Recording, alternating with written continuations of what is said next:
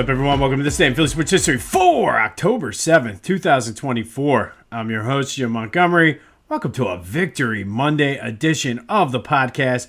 What a game. What a comeback. 7-6 walk-off. I mean, that team was dead for 6 innings.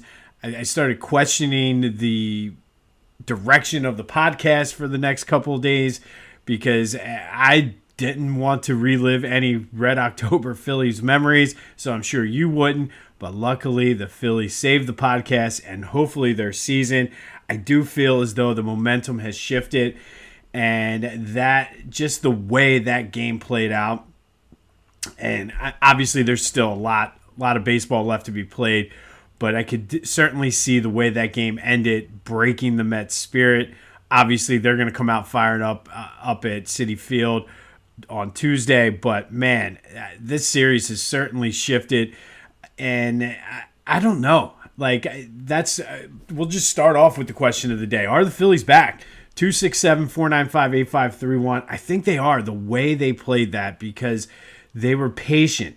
They were waiting for pitches there in the 8th and 9th inning. Yes, Castellanos and Harper, I'll get more into them with the home runs here in a minute, but I think the way they were just patient. Like the things that we saw that has haunted them in the past couple of postseasons, they did right there near the end. So what a game. But are the Phillies back? 267-495-8531. That's the Back to the Future voice and text line. One of just going a rant. It's all fair game, but I think they're back. I think they got their swagger, their mojo back. Just sleptwalk through the first game and a half, and we've seen this team get streaky like that. So hopefully they can keep this streak going slightly in a little bit. And I think, I guess we'll start with Harper. I mean, I don't think there's anyone, and I've said this before, I don't know if there's anyone as clutch in the postseason as Bryce Harper that's ever played in Philadelphia. I mean, whenever you need something, he's there. And it's not like they were giving him good pitches to hit. He worked counts, and it just, I mean, tell me, who's more clutch than Bryce Harper in the postseason? And I cannot think of any off the top of my head. You could possibly say Andrew Toney against Boston, maybe, but that might even be a stretch. But, man, this dude, worth every penny of that contract, worth the price of admission, calls himself the showman, certainly showed up and showed out yesterday. But I think you need to look at Castellanos. And I said going into the series he was going to be key because they're not going to pitch to Bryce. And the fact that Topper is keeping him there, and it paid off dividends yesterday. And I think a lot of chatter on Twitter was about the boos and the comment that the cameras caught Castellanos saying under his breath, "These effing people." But I think, I think the boos were just. I think that whole team needed to be booed. And I think if that's what sparked him, hey, why not? I mean, none of them were doing anything up until that point, and I just feel as though it was a justified boo. And as the self-proclaimed voice of the Philly fans, I think what a lot of people from the outside don't realize is we boo a lot, and that's sort of what we're known for. But there's different levels to the boos, and I thought maybe at some point I might do a special show just on the origin, maybe not the origins, but just the levels of the boos in Philly. And we don't boo because we hate you. Well, let me take that back. Sometimes we boo because we hate you, but most of the boos come because we care. And those boos and the mocking and the cheers for not chasing the pitch, that comes from a place of frustration because we want this team to win so bad. So that was one of those boos. Like, it wasn't like, oh, we hate this team, we do this. Although in a couple of the text chains I'm in, the words "I hate this team," maybe a little bit more colorful, did come out.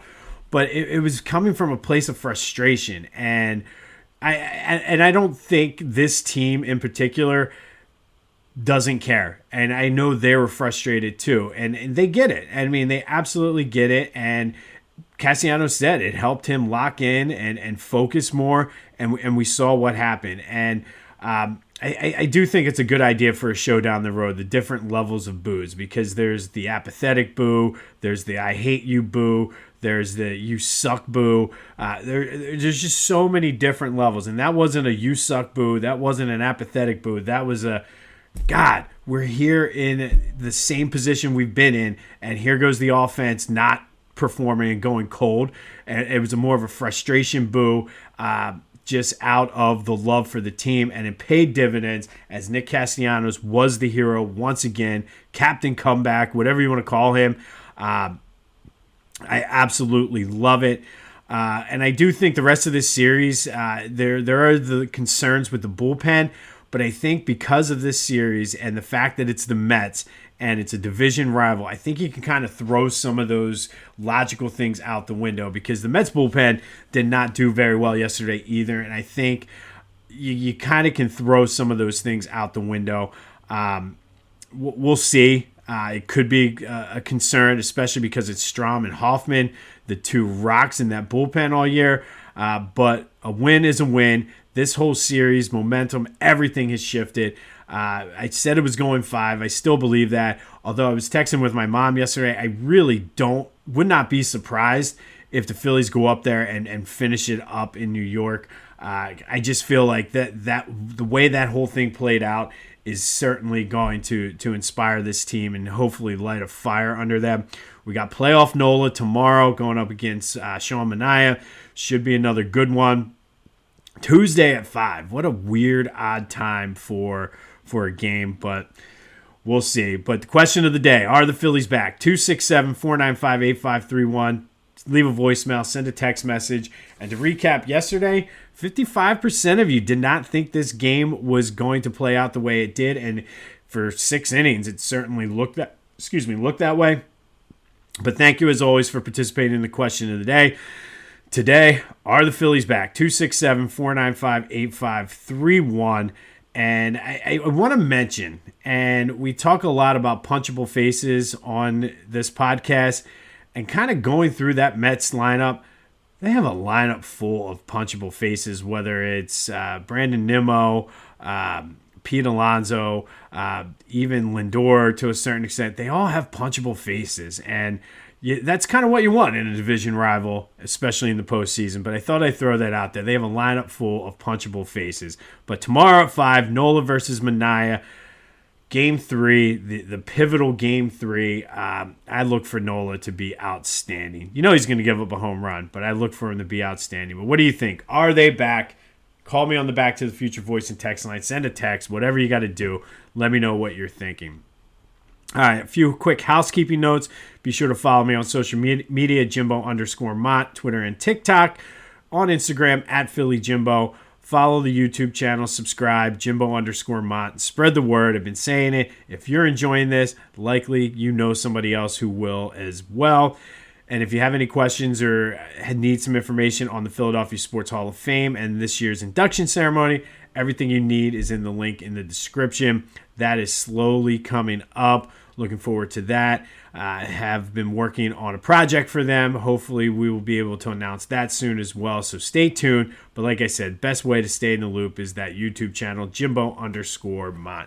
And I do apologize if the sound is off today. I'm getting a ton of feedback right now in my earphone, and I don't know if that's translating over to you guys, but I apologize, and this is why you need to follow the YouTube channel so I can get a Baba Booey.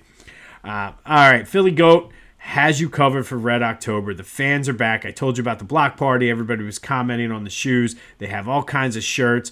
I wore the election shirt yesterday, and I'm going to have to get it washed today so I can wear it because of the superstition. But I had a couple people comment on it at my son's baseball game. They got you covered for your Red October needs. So go to phillygoat.com. Use the promo code Jim Montgomery for 10% off your order. That's phillygoat.com, promo code Jim Montgomery. And if you're concerned or questioning the shoes, I've said it before, but I haven't said it in a while. these canvas loafers are comfortable. I got 3 pair of them. I got the Schmitties, the Fans, and the Cape Mays, which my wife made me put away until after Memorial Day next year. But they are comfortable. They're more comfortable, I feel, than Hey Dudes. So go to Philly Goat, check it out, and you won't be disappointed.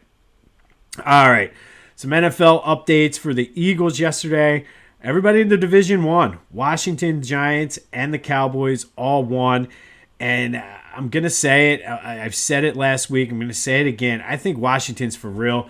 If you remember back to the Eagles preview, I said that Washington's going to be trouble at some point during this year. I did not think Jalen Daniels and that team was going to put it together this soon. I still think they have some question marks on defense, but he certainly looks like he's the real deal, and they're 4-1 in this division, and really just they look good. And next week's opponent, Cleveland, did not look good. I didn't really read up on it, but I saw a clip that apparently Stefanski wanted to go for it on 4th down, and Sean Watson just walked off the field. They had to take a 5-yard penalty. So this team is in trouble coming in, and things are set up for the Eagles coming out of this bye to get things right and go on a run. And like I said, we said that at the beginning of the year, that going into the bye, if we could go 2-2, it would be great. And here we are. Now that we're a week away from the Tampa Bay game, things have kind of calmed down a little bit. We're seeing some Red October magic, but it's good. Minnesota won. They're still undefeated. The 49ers lost to the Cardinals. So, I mean, the NFC is wide open. So if the Eagles can somehow just figure it out, they should be in good shape. And one person that's going to be key, I want to continue to do, I have a couple more names that I wanted to go on this new Philly focus. And I think one of the positives through the first 4 games, despite only playing 1 game, is A.J. Brown. I mean, he was outstanding against the Packers, and I think you saw while he was out just how big of a piece he is for this offense. And while it would have been nice to have him last week in Tampa Bay, I think sitting him out the extra week was good. He should be well rested and close to 100% when he comes back, and hopefully he is, because he's such an integral part of that Eagles offense. But we're trying to keep it positive here. New Philly. We got some good Philly vibes coming in for the Phillies yesterday. So we get a day here to kind of reset, breathe. I must have made the comment 8 times to 8 different text chains. My wife, it's just, that was intense, and I'm getting too old to be a Philadelphia sports fan, man. That was but we will take it. Be sure to check out my boys at the Clashing Conferences. This week's episode should be outstanding. That's available wherever you get your podcasts, as well as on YouTube. Football, baseball, and then basketball should be kicking off soon. I should have some details about that coming up as well. Sixers kick off the preseason tonight against the New Zealand Breakers down at the Wells Fargo Center. I don't think the game is on TV, but I will be trying to find a way to watch that. And the Flyers, we're going to get more into a Flyers preview later this week as we get ready for the start of their season on Friday. But they have such a good core. I mean, I think they have a good young core. Jamie Drysdale should be healthy. Jet Luchenko, they're putting a lot of faith in him, the number 1 pick from this year. A lot of people didn't think he was going to make the team, and yet here he is. And, of course, Mishkov Mania is running wild, and I think they have a young, good core. Erson in goal. Hopefully he can build on last year's success, but getting excited. We will do a little bit of a Flyers preview. I'm going to try my hand at the NHL, as they say, later this week. All right. I feel better about going in and doing this day today after the way the game played out yesterday, because it would have been taken on a different meaning if the Phillies had not come back and won that game. But today we're going to go back to 1977. And this was known as Black Friday in Phillies history. And this game was controversial from the start. It was the NLCS against the Dodgers. And just from the very beginning, in the first inning with 1 out, or 1 out in the second inning, replay showed on a play at the plate that Steve Garvey was tagged out. Bob Boone blocked the plate, but the umpire called him safe, and then the Dodgers scored another run, and all of a sudden the Phillies are down 2-0 in this game. But then the fun started, and the bottom of the second, and Bert Hooton started to argue, the pitcher for the Dodgers started to argue with the home plate umpire, and Phillies, in true Philly fashion, they got on him. They just started going, hoot, hoot, hoot, and really rattled Bert Hooton, and it really changed the tone of that game. He walked 4 straight Phillies, and the Phillies were up 3-2 after 2 innings in Game 3, the pivotal Game 3 of the NLCS. Dodgers tied it in the top of the 4th, and that's how it stayed until the bottom of the 8th, when the Phillies scored 2 runs to take a 5-3 lead, and it looked like the Phillies were going to go up 2-1 here on the Dodgers.